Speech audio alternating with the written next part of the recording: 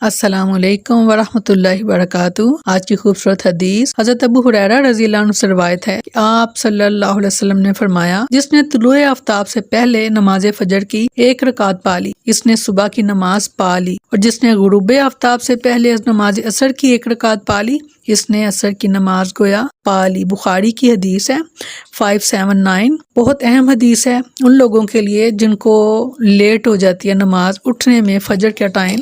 اگر ان کی 1 رکعت اس ٹائم سے پہلے کہ جبکہ وہ سورج طلوع ہونے سے پہلے اگر 1 رکعت پا لی تو وہ ان کی پوری نماز جو ہے وہ ادا ہو جائے گی، کیونکہ انہوں نے اس وقت سے پہلے نماز شروع کر لی تھی۔ اور دوسرا یہ ہے کہ عصر کا بھی یہی حکم ہے کہ حکم تمہیں یہ ہے کہ پہلے وقت میں پڑھو نماز۔ کسی مجبوری کسی وجہ سے اگر لیٹ ہو جائے تو اگر 1 رکعت کا ٹائم بھی آپ نے پا لیا تو سمجھیں کہ اللہ تعالیٰ آپ کی نماز قبول کر لیں گے انشاءاللہ۔ السلام علیکم ورحمۃ اللہ وبرکاتہ۔